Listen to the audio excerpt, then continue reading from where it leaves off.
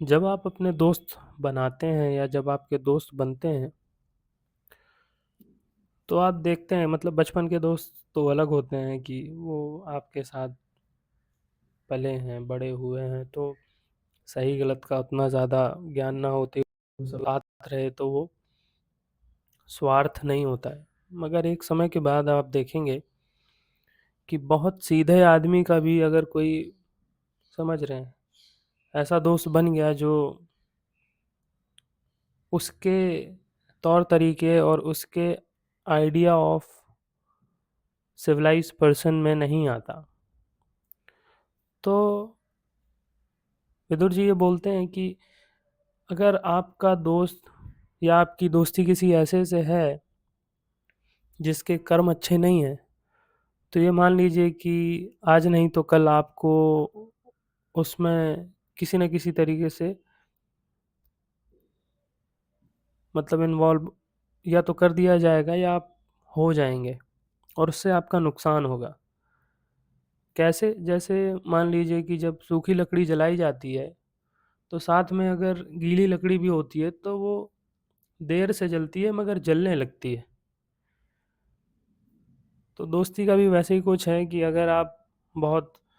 ऐसे किसी आदमी से दोस्ती रखते हैं जो बराबर किसी न किसी चीज़ से उलझता रहता है, किसी से लड़ता रहता है, मगर आपको वो कूल लगता है, तो यकीन मानिए आज नहीं तो कल आपको ये एहसास होगा कि कुछ गलतियाँ की आपने। आप वैसे नहीं थे मगर आपने सामाजिक दबाव में या आपने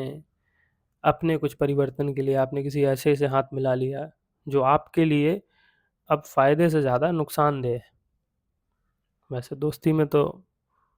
फ़ायदा नुकसान नहीं होता है, मगर एक समय के बाद आपको समझ में आने लगता है कि नहीं, इसके साथ दोस्ती करके नुकसान ज़्यादा हो रहा है। सपोज़ मानिए आप किसी से आपने दोस्ती की, आपको पहले लगता था कि वो थोड़ी बहुत लड़ाई झगड़ा करता है, उसने किसी से लड़ाई की, अगला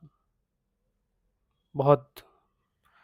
सक्षम निकला और उसके बाद उसने पुलिस कंप्लेन कर दी और वो कोर्ट कचहरी वाला सीन हुआ, तो हो सकता है आप भी उसमें फंस जाएं। अब चूंकि आपने कुछ किया नहीं है, आप अपने परिवार को भी जानते हैं, आपका परिवार जानता है कि मेरा बेटा ऐसा नहीं है, मगर अब आप आ गए उस चपेट में तो आ गए। मेरे एक दूर के जानने वाले लड़के पे को जेल हुई। कारण बस इतना था कि कुछ लोग किसी को मारने गए थे और वो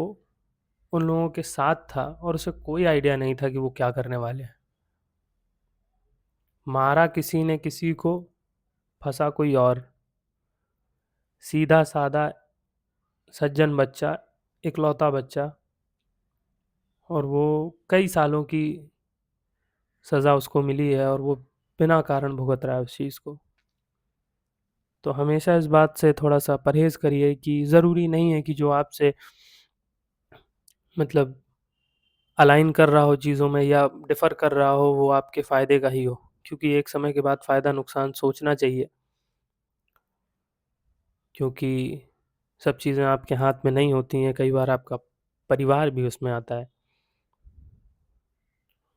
तो जीवन आपको पर्याप्त मौके देता है, आप अपने दोस्तों को परखें, जानें, और जो आपके समझ का सादा सज्जन जैसे आप हैं वैसा अगर है, तो आप थोड़ा भरोसा कर सकते हैं, बाकी नहीं है तो समस्या है।